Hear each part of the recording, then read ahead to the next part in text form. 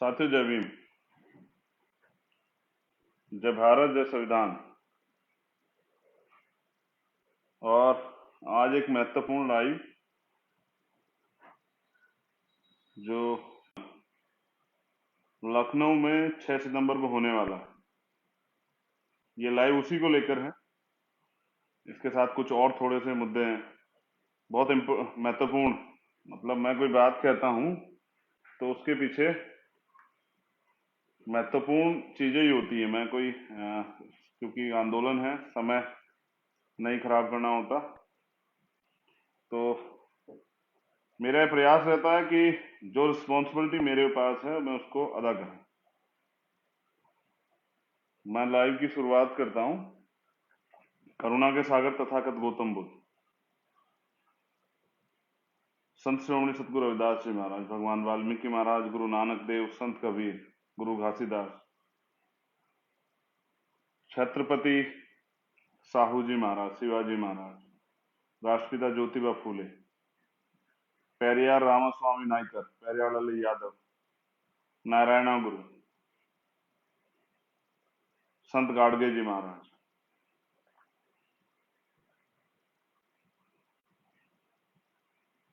जननायक कपूरी ठाकुर, बाबू जगदेव प्रसाद कुशवाहा, राम स्वरूप वर्मा जी, चौधरी चरण सिंह, एक बड़े नेता है। मैं आज उनका नाम क्यों ले रहा हूं, इस पे हम भविष्य में चर्चा करेंगे। मैं अक्सर इनका नाम लेता हूं क्योंकि एक उस समय के एक बड़े नेता जो सिर्फ किसानों के नेता नहीं थे, दलितों के, पिछड़ों के, वंचितों के, मजदूरों के नेता थे। उसके साथ साथ माँ रमाबाई, माँ उदादेव पासी, माँ सावित्रीबाई फूले, माँ अवंतिकाबाई लोधी, झलकारी बाई, माँ फातिमा शेख,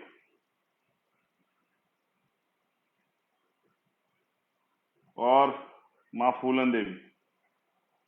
अब मैं मातृशक्ति को माई कहूंगा। और वीरांगनाएं हैं ये, जिनका मैंने जिक्र किया, अवंतिकाबाई लोधी, झलकारी बाई, ये सब वीरांगनाएं, उदादेव पासी। उसके अलावा शहीद आजम शहीद भगत सिंह, उधम सिंह, अशफाकुल्ला खां, करतार सिंह सराबा,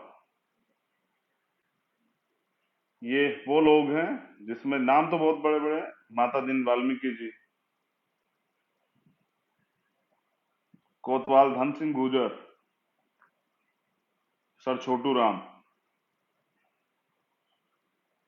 बाबा साहब डॉक्टर भीमराव अंबेडकर, इस सदी के महानायक, जिन्होंने हजारों साल की गुलामी इस देश के शोषित वंचित वर्ग से और इस देश की तमाम महिलाओं से अपने संघर्ष के बदौलत जो है वो काट दी गुलामी की बेड़ियों को। मान्यवर दीना माना वाल्मीकि साहब,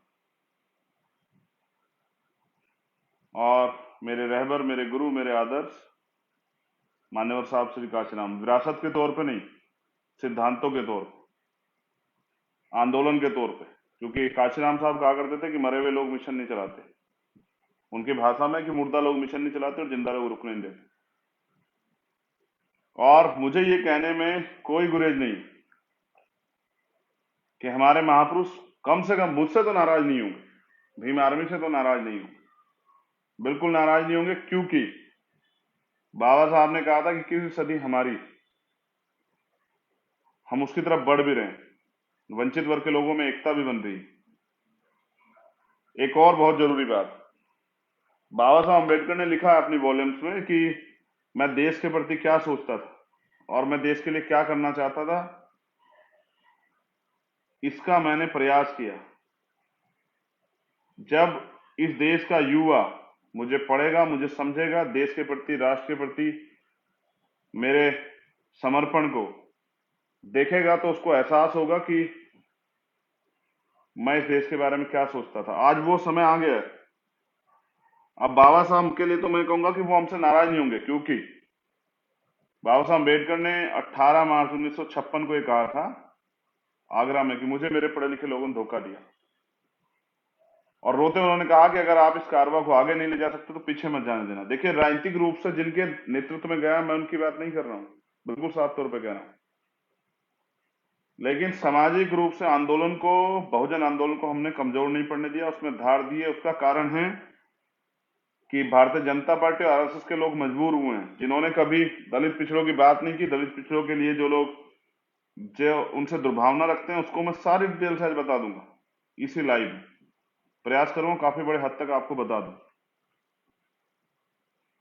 उस ब्राह्मणवादी व्यवस्था को मजबूत बनाने के लिए जिस तरह से आरएसएस और भारतीय जनता पार्टी आरएसएस के साथ, आरएसएस ने अब कांग्रेस के जरिए जिस तरह से पहले हमारे हितों को रोक के रखा,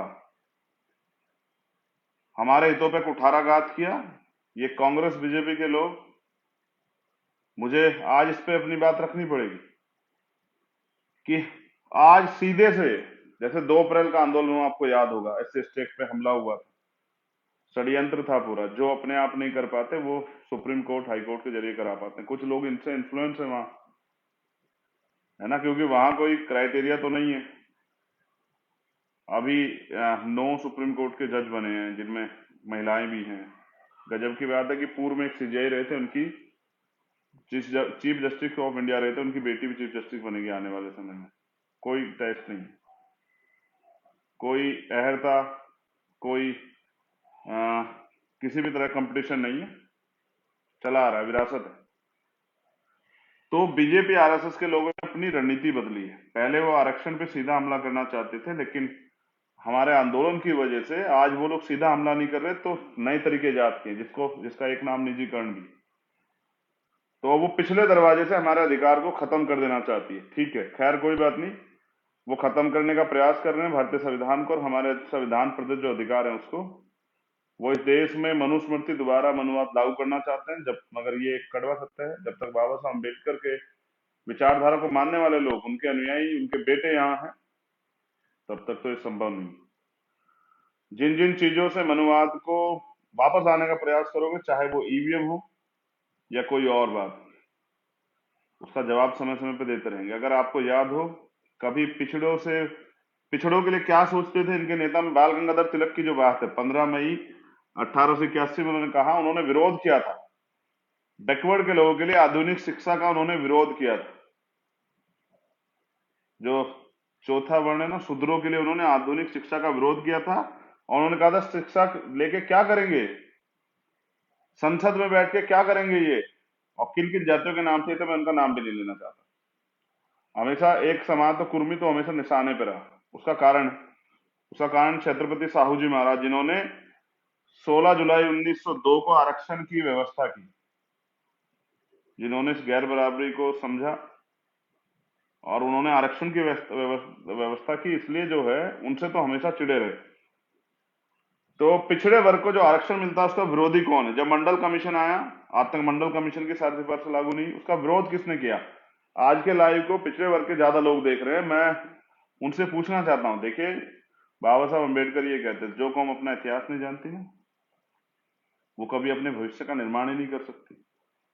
आप अपना इतिहास पढ़िए कि जब आपको आगे बढ़ाने के लिए, बाबा साहब तो आर्टिकल 340 में, 340 में पिछड़े वर्ग आयोग की बात करके गए थे कि ये बनना चाहिए, लेकिन जब आपको ये मिलने के लिए काम हुआ, मंडल कमीशन का आंदोलन हुआ, तो आपके समर्थन में कौन था और आपके विरोध में कौन था, ये आपको समझना पड़ेगा। अब मैं बुनियादी बात करता हूं।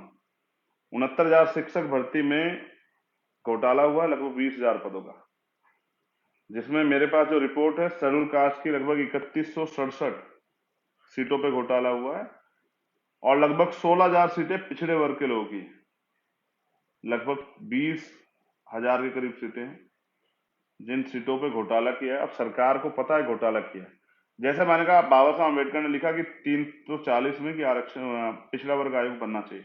बीजेपी के लोग मजबूर हो गए बनाने के लिए, बनाया, लेकिन क्या है, उस पिछड़े वर्ग आयोग की रिपोर्ट है, मैंने कई न्यूज चैनल को पढ़ के सुनाई, और आज भी मैं उसको बता देता हूं कि पिछड़े वर्ग आयोग ने कहा है कि कॉन्स्टिट्यूशन के आर्टिकल 14, 15, 16 का वॉयलेशन हुआ है, उनका उल्लंघन हुआ है। आरक्षण के जो नियम है उनका पालन नहीं हुआ है और आरक्षण को जो है ना इम्प्लीमेंट नहीं किया गया है। जो जिनके द्वारा किया गया संबंधित अधिकारी उनके खिलाफ गंभीर कार्रवाई होनी चाहिए और जो लाभार्थी वंचित रह गए हैं वंचित लाभार्थियों को नियुक्ति देनी चाहिए। और ये पिछड़ा वर्ग आयोग मैंने नहीं बनाया, ना ही पिछड़े वर्ग के लोगों ने बनाया, माननीय प्रधानमंत्री जी ने बनाया। अब वो एक संवैधानिक संस्था है, वो उनकी ये रिपोर्ट है कि साहब ऐसा हुआ है। अब सरकार को समझ में नहीं आ रहा, सरकार फंस गई, क्योंकि इस बात ने, मैं धन्यवाद देता हूं उन साथियों को जो वहां आंदोलन में बैठे हैं, क्योंकि आपने सरकार को बैकफुट पे लाके खड़ा कर दिया। घोटाला हुआ है, सरकार को पता लग गया कि घोटाला हुआ है, सिस्टम को पता लग गया घोटाला हुआ है, यानी कि करप्शन, और करप्शन के खिलाफ नारे की बात करते थे। कल ही मुझे कोई बता रहा था कि स्विस बैंक में संपत्ति जो है 25% का इजाफा हुआ है। प्रधानमंत्री कहते थे काला धन वापस आएगा।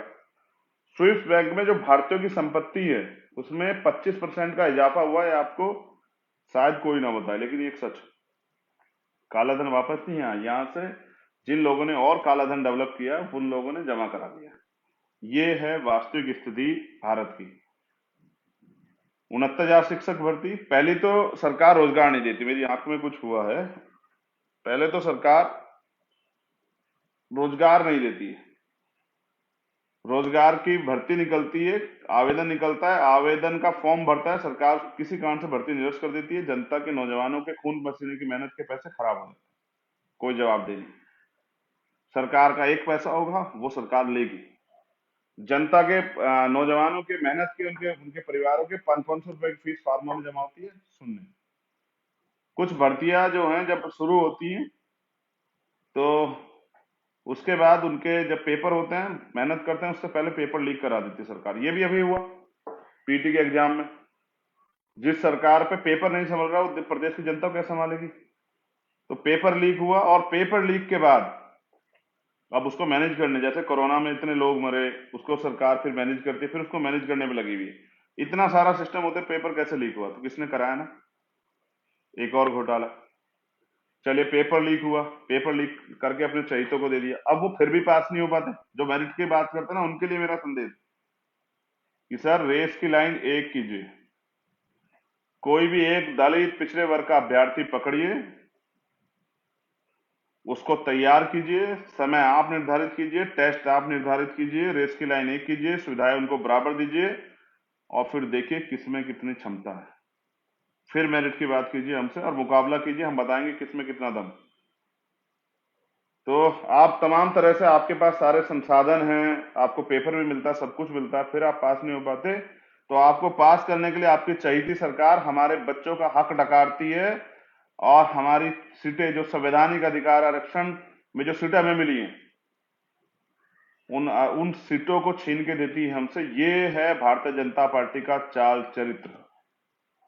ये है वो लड़ाई, जिस लड़ाई के खिलाफ हमने आंदोलन जो है ना शुरू किया।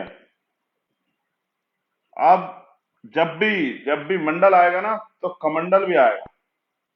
जब मंडल का आंदोलन शुरू हुआ तो इन्होंने, जब हम मंडल के लिए लड़ते हैं, अपने अधिकारों के लिए लड़ते हैं, तो मैं इस बात को शुरू करने से पहले एक बार आरक्षण पे जरा सी टिप्पणी करना चाहता हूं।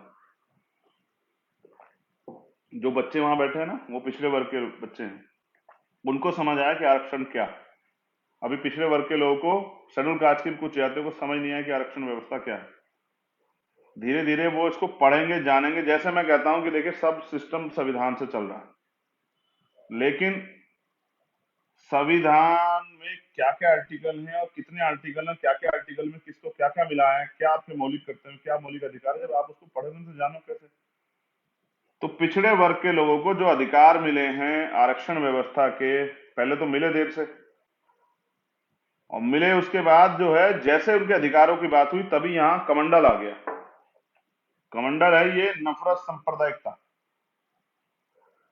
जब पिछड़े वर्ग के लोगों को बुनियादी रूप से मजबूत होने का, आरक्षण समझते हैं, रिप्रेजेंटेशन, प्रतिनिधित्व, कि राजकाज में आपकी हिस्सेदारी कितनी। मैं बस आपको एक बार बता देता हूं कि आरक्षण व्यवस्था बेसिकली है क्या। आरक्षण व्यवस्था है कि इस देश में लगभग 2% सरकारी नौकरियां, 98% तो निजी सेक्टर है। पहले से ही, उसमें कोई आरक्षण नहीं। इन 2% सरकारी नौकरियों में सभी जितनी देश के अंदर जितने जनसंख्या है उस जनसंख्या के आधार पर आरक्षण व्यवस्था तय हुई थी, जिसमें पिछड़े और दलित वर्ग के लोगों को लगभग 49.5% आरक्षण मिला, इसलिए कि राजकाज में इनकी हिस्सेदारी होनी चाहिए। क्योंकि मैं आपको स्पष्ट तौर पे एक और सीधी लाइन बताता हूं। सोचिए कोई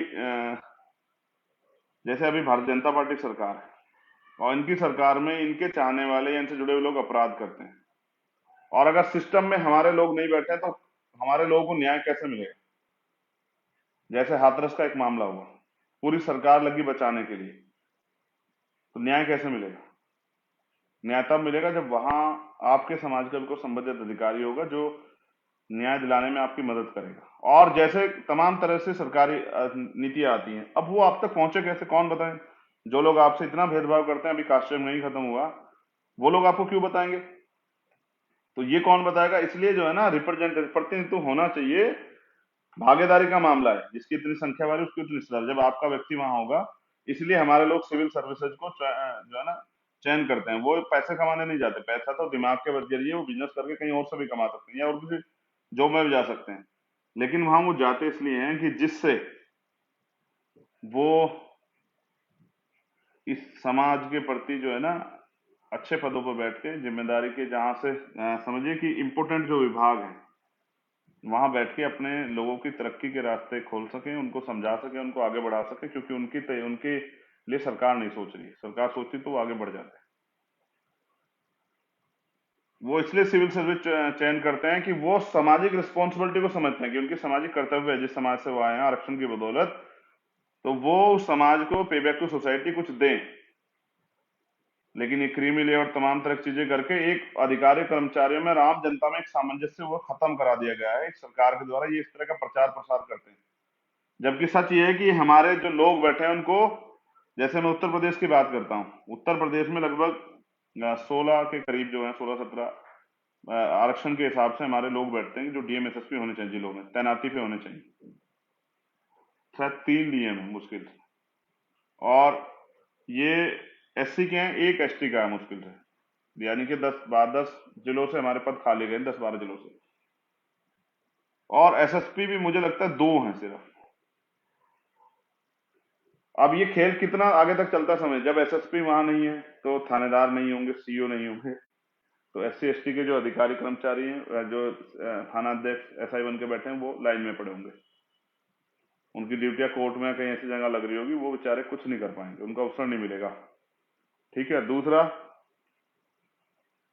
जो ये तो उसकी बात हुई। उसी तरह से जैसे डीएम हमारे नहीं है तो एसडीएम हमारे नहीं होंगे, एडीएम हमारे नहीं होंगे, और वो होंगे भी तो उनके पास पावर नहीं होगी, उनको ऐसी जगह शिफ्ट किया गया। ऐसे ही जैसे प्रमुख सचिव यूपी में आप समझे है ही नहीं।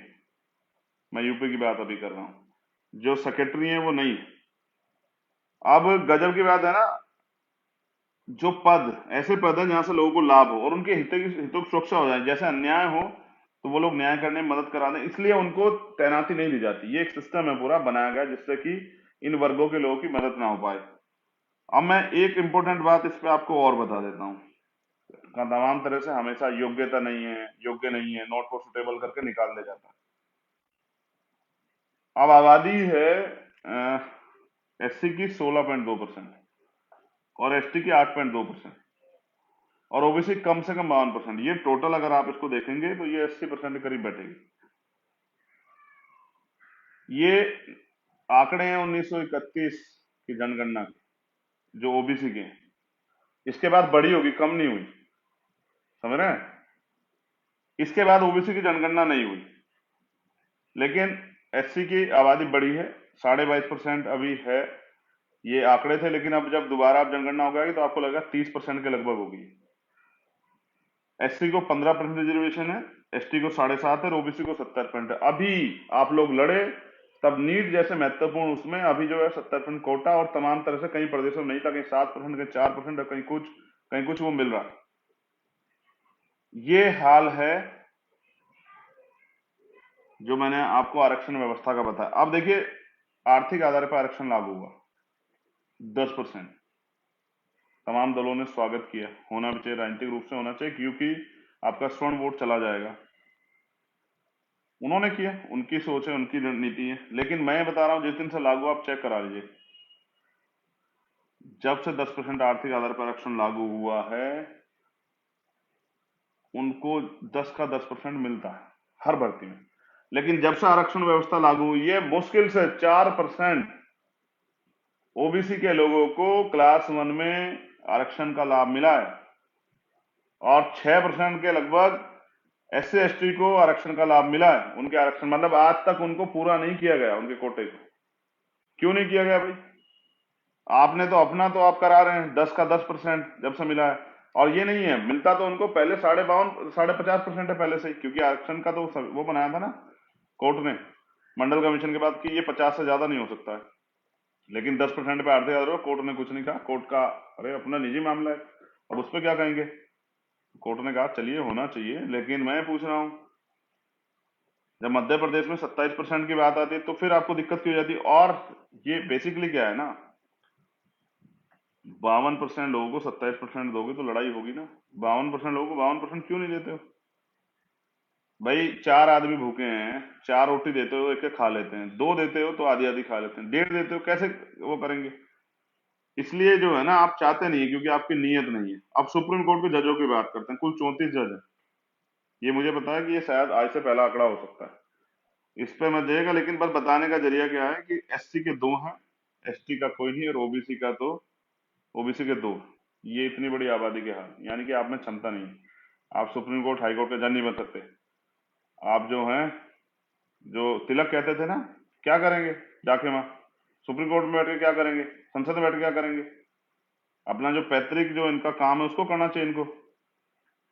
तो भारत सरकार में जो सबसे बड़े अफसर हैं, यानी कि सेक्रेटरी 89, एक एससी का है, 3 एसटी के हैं, ओबीसी का एक नहीं। ये 2019 के आंकड़े हैं सर। ओबीसी का 52% आबादी का एक भी सेक्रेटरी नहीं है सेंट्रल सेक्रेटरीट में, केंद्रीय सचिवालय में। बुरा लगना चाहिए आपको, होना भी चाहिए, बुरा लगे, लेकिन बुरा लगने से कुछ नहीं होगा ना, बदलना पड़ेगा। अब मैं बात करूंगा देश के केंद्रीय विश्वविद्यालयों की। 40 केंद्रीय विश्वविद्यालय हैं, एक एक 2020 तक का आंकड़ा है सर। प्रोफेसर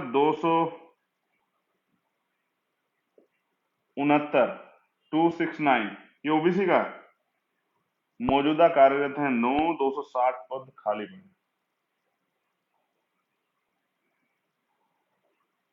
क्यों भाई? अगर ये प्रोफेसर बनेंगे तो क्या वहां से सोशल रिस्पॉन्सिबिलिटी, जो मैं कहता हूँ पे बैक टू सोसाइटी, उसके लिए सोच के उस समाज को आगे बढ़ाएंगे तो आपको तकलीफ हो जाएगी। असिस्टेंट प्रोफेसर 544 स्वीकृत हैं, 31 मौजूदा हैं, 513 खाली पड़े। और असिस्टेंट एसोसिएट प्रोफेसर, तो जिनकी बात मैंने, असिस्टेंट प्रोफेसर की बात करें, 2178 स्वीकृत है, 1267 मौजूदा हैं, 911 पद खाली पड़े। ये खाली पद आपने क्यों रखे हैं? क्योंकि आप देना नहीं चाहते। ये आरएसएस, भाजपा का, कांग्रेस का चाल चरित्र है, हमें इसे समझना पड़ेगा। और जैसा मैं आपको कह रहा था, इंपोर्टेंट जो डिपार्टमेंट है उसमें अधिकारियों कर्मचारियों की नियुक्तियां नहीं हों, उनको तैनाती नहीं मिले क्योंकि वो अपने लोगों का भला ना कर दें। एक एक और इंपोर्टेंट बात, मंडल के विरोध में कमंडल जारी रहेगा। पहले कमंडल संप्रदायिकता था, लेकिन अब कमंडल जो है ना वो थोड़ा सा चेंज हुआ है। अब उसका दूसरा नाम है निजीकरण। अब आप मजबूर होके, दलित पिछड़ों के आंदोलन के आगे मजबूर होके सरकार नीट पे भी दे रही है। अब हो सकता है कि दबाव बनने के बाद जब शेड्यूल कास्ट पिछड़े वर्ग के लोग एकजुट होके, आप मंडल में भी देखिए आपके साथ कौन खड़ा है, पिछड़े वर्ग के मेरे साथियों। और अब भी देखना आप जातिगत जनगणना पे पिछड़े वर्ग की कौन खड़ा होगा। जो आपकी जनगणना नहीं करा सकता वो आपका हितैषी है, दुश्मन ही आपको समझना पड़ेगा। वो आपसे कितना प्यार करता है आप खुद समझदार हैं। अब बच्चे जो लोग वहां बैठे हैं, मुझे सुन रहे हो, उनको ये समझना चाहिए कि जब आप अधिकार के लिए आओगे मांगने, तब आप पिछड़े हो जाओगे, जब चुनाव आएगा तो आप हिंदू हो जाओगे। दलित वर्ग के लोगों के साथ भी ऐसा ही है, जब अपने हक की बात करेंगे तो दलित हो जाएंगे, आरक्षणखोर हो जाएंगे, गालियां खाएंगे, भिखारी कहलाएंगे, भिखमंगे कहलाएंगे। लेकिन जब चुनाव आएगा तो इन्हीं के पैर धो के पिए जाएंगे, इन्हीं के पैर छुए जाएंगे, और इनको तमाम तरह से सम्मानित किया जाएगा, क्योंकि इनके वोट जो इनका बड़ा अधिकार है। ये लोकतंत्र है, तलवारों से लड़ाई नहीं लड़ी जाती, इसमें सरों की कीमत होती है। इनके लोग अपने व्यक्ति का चयन करके उसको ना भेज दें, इसलिए इनके पैर पकड़े जाएंगे, इनको चाचा ताऊ बताया जाएगा। चुनाव के बाद ये 5 साल पिटेंगे, इनको नौकरी नहीं मिलेगी, इनके बच्चों को रोजगार नहीं मिलेगा, इनके लोग बच्चों को पढ़ाई नहीं मिलेगी, इनके बच्चों को न्याय नहीं मिलेगा, तमाम तरह से इनको ही नहीं मिलेगा। और ये कौन इनके, मैं जिनकी बात कर रहा हूँ, दलित पिछड़े हैं। तो बहुत महत्वपूर्ण बात जो है ना वो ये है कि अब सरकार निजीकरण के जरिए अब आरक्षण देने की बात कर 27%, लेकिन अब अस्थायी नौकरियां हटा दी गई, अब अस्थायी संविदा पे 5 साल काम कराएंगे, 4 साल काम, उसके बाद देखेंगे। और जिन्होंने आज तक नहीं दिया वो टॉप पे बैठे हुए हैं, वो आपके बच्चों को निकालते रहेंगे। 69,000 शिक्षक भर्ती का आंदोलन है, लखनऊ की धरती बुला रही है। मैं उन तमाम अभ्यर्थियों से जो घर पड़े हैं, ये अधिकारों का आंदोलन, इसमें बुलावा नहीं भेजा जाएगा। ये मान सम्मान सम्मान, जो हमारी बहन बेटियों पे लाठियां चली, जो उनके कपड़े फाड़े गए, उनको अपमानित किया गया, गालियां दी गई, जो उनके हाथ टूटे हैं, जो वो भूखे पेट वहां पड़े हैं। मैं तो रहा हूं 2 दिन उनके बीच, मैंने देखा कि वो भूखे पेट वहां अपनी लड़ाई को लड़ रहे हैं। जब वो अपने अधिकारों की बात करेंगे तो उनको लाठियां मिलेगी। बाकी उनको दिखाने के लिए कि आपकी जात का मंत्री बना रहे हैं, आपकी जात का संतरी बना रहे हैं, आपकी जात का विधायक एमपी बना रहे हैं। और ये किस लिए पता है आपको? इसलिए कि उनकी जात का वोट लिया जा सके। एक और महत्वपूर्ण बात, ये जो आपकी जात का बना है ना, ये चाहे दलित हो या पिछड़े हो, अगर ये वास्तविकता में आपका लीडर है तो इसको आपकी हक की बात उठाने में क्या तकलीफ है। अगर ये डीलर है, लोडर है, तो इसको ये उठाएगा तो सिर्फ और सिर्फ अपने फायदे की बात, और ये मोहरा बन के हमारे लोगों का विरोध करेगा वहां, इसलिए इसको बनाया गया। इसको मान्यवर काशीराम साहब चमचा युग कहते थे। जिनसे आंदोलन संघर्ष होता है उनसे समझौता नहीं होता। जिन लोगों ने इस व्यवस्था को बना के रखा वो इस व्यवस्था को कभी खत्म नहीं करेंगे, उनको फायदा है इस व्यवस्था से। हमें जातिवाद से नफरत है, इसलिए हम चाहते हैं जाति का विनाश हो। तो 69,000 शिक्षक भर्ती आंदोलन चल रहा है, 6 तारीख को महा आंदोलन है।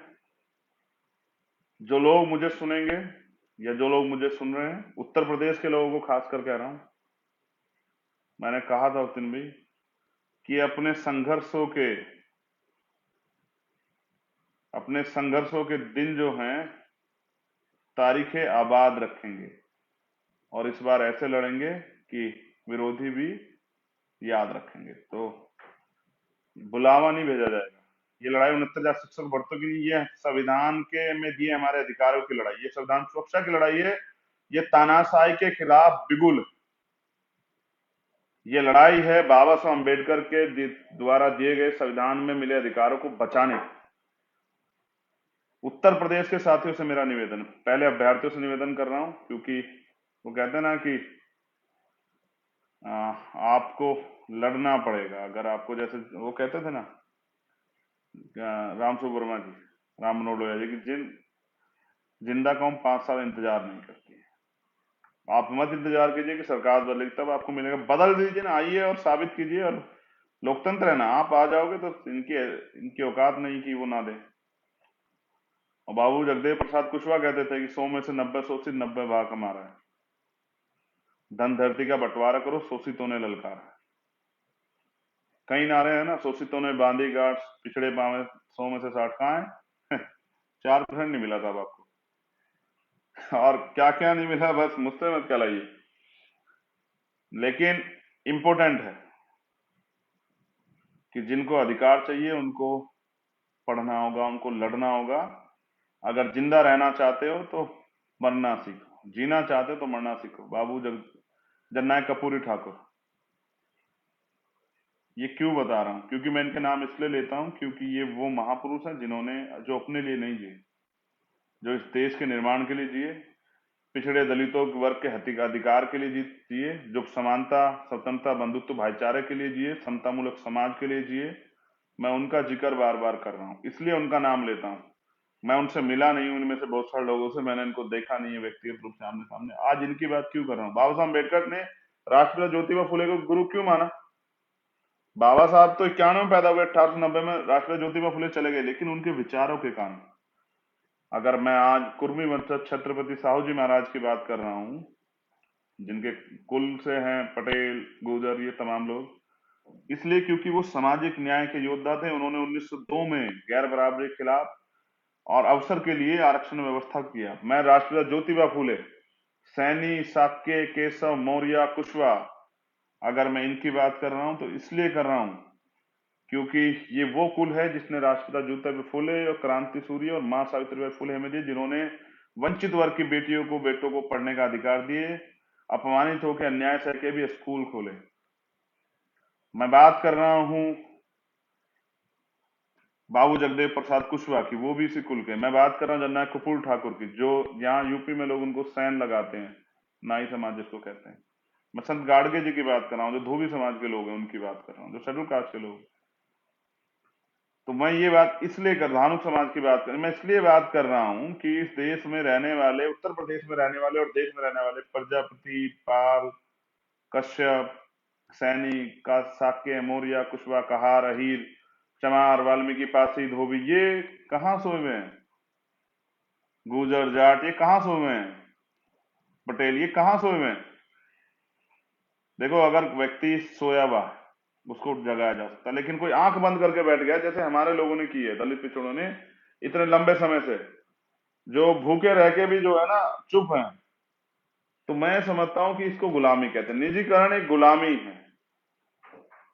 निजीकरण इसलिए थोपा जा रहा है, मैं फिर कहता हूं, तीन चीजें। सर, निजीकरण नहीं होने देंगे। प्रधानमंत्री जी सुनिए मेरा लाइव, चैलेंज से कह रहा हूं कि निजीकरण नहीं होने देंगे। ईवीएम से वोटों की चोरी नहीं होने देंगे, सतर्क रहिए। बस एक ही रास्ता है, चंद्रशेखर की हत्या करा दीजिए, लेकिन बीमार में से बहुत सारे चंद्रशेखर तैयार हो गए हैं, अब नहीं रोक पाओगे आप, जो मान स्वाभिमान सम्मान और अधिकारों के लिए, संविधान के लिए बलिदान हो जाएंगे, जैसे आजादी की लड़ाई के लिए नौजवान बलिदान हुए थे, जिनका जिक्र मैं बार बार करता हूँ, शहीद आजम शहीद भगत सिंह और उनके साथ पंडित चंद्रशेखर आजाद। मुझे कोई दिक्कत नहीं है, जिसने अच्छा किया है, महापंडित राहुल शंकर, जो सही कहेगा मैं तो उसकी बात करूंगा, वो कोई हो। लेकिन जो, मैं तो कह रहा हूं ना कि जो दूसरी जात में पैदा होके लड़ रहा है गलत के खिलाफ, वो भी हमारा है, और जो हमारी जात में पैदा होके, दलित पिछड़ों में पैदा होके और उनकी गुलामी कर रहा है, वो चमचा, वो हमारा कैसे हो सकता है? कल चमचे की जरूरत खत्म तो चमचे को सरकार लात मारेगी, चमचे को फेंक देगी, चमचे को बाहर करेगी। ये चमचा युग है। तो मैं ये कह रहा हूं कि जो लोग घर बैठे हैं उनको भी कह रहा हूं, 69,000 शिक्षक भर्ती आंदोलन 6 तारीख को, महाआंदोलन अधिकारों के लिए, सोइएगा मत, क्योंकि जो कौम सोएगी उसका वजूद खत्म होगा। और आप सोई तो रहे हैं इतने दिन से, अगर आप जाग रहे होते तो क्या आपके अधिकार छिनते? भाई आप खुद समझिए ना, कब से सो रहे हैं? कल आपके बच्चों का भविष्य क्या है? नई शिक्षा नीति आ गई है, नई शिक्षा नीति और उसके अलावा तमाम तरह से महंगी पढ़ाई, महंगा इलाज, महंगा न्याय, क्या करेंगे आप लोग? रोजगार के अवसर समाप्त हो जाएंगे, तानाशाही चलेगी, प्राइवेट का मालिक जब चाहे निकाल देगा। आपके बच्चों को आप पढ़ा रहे हैं, क्या करेंगे? इसलिए कह रहा हूं कि आइए 6 सितंबर, उत्तर प्रदेश के तमाम लोगों से, भीम आर्मी आजाद समाज पार्टी के लोगों से निवेदन है, निवेदन समझिए, आदेश समझिए, भाई ने बुलाया, आपके भाई ने बुलाया। आपको याद है ना, कोई आंदोलन ऐसा नहीं जिसमें हमने इतिहास ना लिखा हो। तो 2 अप्रैल का आंदोलन हो, रविदास मंदिर का आंदोलन हो, CNPR NRC का आंदोलन हो, 13 पॉइंट रोस्टर का आंदोलन हो, प्रमोशन में रिजर्वेशन का आंदोलन हो, कोई आंदोलन हो, जब जब हम लड़े हैं, वो तारीख इतिहास में दर्ज हुई। अब एक और तारीख, 6 सितंबर, लखनऊ, इको गार्डन, फिर संवैधानिक तौर पे लड़ेंगे और छीन के लाएंगे, क्योंकि मांगने सिर्फ भीख मिलती है। मैंने तो आज ही कुछ लिखा था, कहीं से सुना था तो लिख दिया कि जब ये हमारे लोग जो है ना इसको पढ़ेंगे तो उनको भी जो है ये अच्छा लगेगा। अधिकार ना मिलते मांगे से, अधिकार तो छीने जाते हैं। संविधान है जिनके हाथों में, वह लोग नहीं घबराते हैं। कदम बढ़ाओ आगे अब, ना पीछे हटना है। अधिकारों की खातिर हमको लड़ते रहना, मिलकर लड़ना। ये इस देश के वंचित वर्ग के लोगों के लिए, दलित पिछड़ों के लिए मेरा संदेश कि जिंदा हो तो जिंदा नजर आइए और साबित कीजिए। जो लखनऊ आसपास हैं, जितने जिले हैं, मैं तो जहां तक मुझे पता है पूरे प्रदेश के लोग आए, उत्तर प्रदेश के, यानी लखनऊ आसपास के लोग हैं, वो ज्यादा भूमिका अदा करें। और महत्वपूर्ण जो है, अब आपके लिए एक आखिरी सूचना, एक टाइम की रोटी खा के आइए, 2 टाइम की रोटी लेके आइए, एक अपने लिए और एक अपने साथी के लिए, मेरे लिए भी लेके आइएगा। मैं भी यूपी से चल के, सहारनपुर चल के लखनऊ आऊंगा, मेरे लिए भी रोटी लेके आइएगा, वहीं मिल बैठ के खाएंगे और खाएंगे और लड़ेंगे, और ऐसा लड़ेंगे कि आने वाली पीढ़ियां भविष्य में इस दिन को पढ़ेंगे। जय भीम, जय भारत, जय संविधान, जय लोकतंत्र, जय विज्ञान। और तमाम क्रांतिकारी योद्धाओं को सैल्यूट, जो वहां बैठे हुए हैं। वो 2 दिन अच्छे थे जो आपके साथ बिताए, खुले आसमान के नीचे आपको, आपके आंदोलन को देखने का मौका मिला। उन बहनों का भी आभार, याद आती है आपकी, क्योंकि मिल तो नहीं पा रहे हैं, दूर हैं, काम ज्यादा है। लेकिन सच है, आने वाला कल जो है वो बहुजनों का है, क्योंकि अब बहुजन नौजवान कमर कस चुके हैं और वो लड़ेंगे। फिर मैंने कहा ना, मांगने से कुछ नहीं मिलता। सपने उन्हीं के पूरे होते हैं जिनके सपनों में जान होती है, और पंखों से कुछ नहीं होता दोस्तों, हौसलों से उड़ान होती है। और एक नौजवानों के लिए जो मैं हमेशा कहता हूं कि संघर्षों के साए में घनघोर जवानी पलती, और इतिहास उधर झुक जाता जिस ओर जवानी चलती है। जवानी अधिकार चाहती है, परिवर्तन चाहती है। जवानी इस देश में स्वाभिमान सम्मान से जीना चाहती है। इस देश की जो एकता अखंडता है, समता मूलक समाज, स्वतंत्रता, भाईचारा, बंधुत्व, उसको बनाना चाहती है। और जो आरएसएस भाजपा के लोग इसको रोकना चाहते हैं, हमें गुलाम बना कर रखना चाहते हैं, वो तैयार है। सब चीजों पे लड़ेंगे। इसके बाद, ये जीतने के बाद लड़ेंगे जातिगत जनगणना पे, करा करेंगे।